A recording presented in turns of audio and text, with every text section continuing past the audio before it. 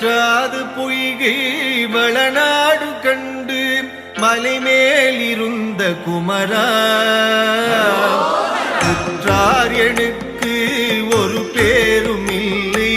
உமையாள்தனுக்கு மகனே தாடி தந்து அடியேனையாளும் முருகேசன் என்ற நரசே தாரமாக மயில் மீதில் ஏறி வரவேணும் என்று நருகே ஆலாலமுண்டோன் மகனாகி வந்து